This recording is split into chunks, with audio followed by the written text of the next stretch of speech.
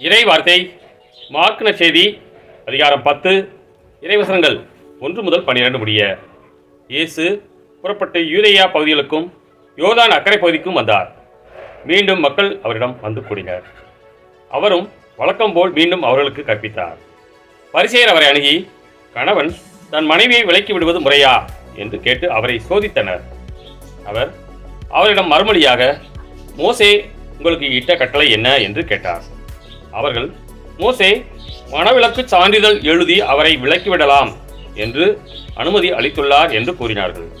அதற்கு இயேசு அவரிடம், உங்கள் கடின உள்ளத்தின் பொருட்டே அவர் இக்கட்டளையை எழுதி வைத்தார்.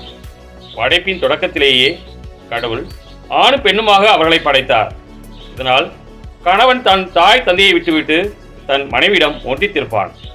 இருவரும் ஒரே உடலாய் இருப்பர். இனி அவர்கள் இருவர் அல்ல, ஒரே உடல். எனவே கடவுள் இணைத்ததை மனிதர் பிரிக்காதிருக்கட்டும் என்றார். பின்னர் வீட்டில் இதை பற்றி மீண்டும் சீடர் அவரை கேட்டனர். இயேசு அவர்களை நோக்கி, தன் மனைவியை விலக்கிவிட்டு வேறொரு பெண்ணை மணப்பவன் எவனும் அவருக்கு எதிராக விபச்சாரம் செய்கிறான். தன் கணவரை விலக்கிவிட்டு வேறொருவரை மணக்கும் எவளும் விபச்சாரம் செய்கிறாள் என்றார். கிறிஸ்துவின் நற்செய்தி.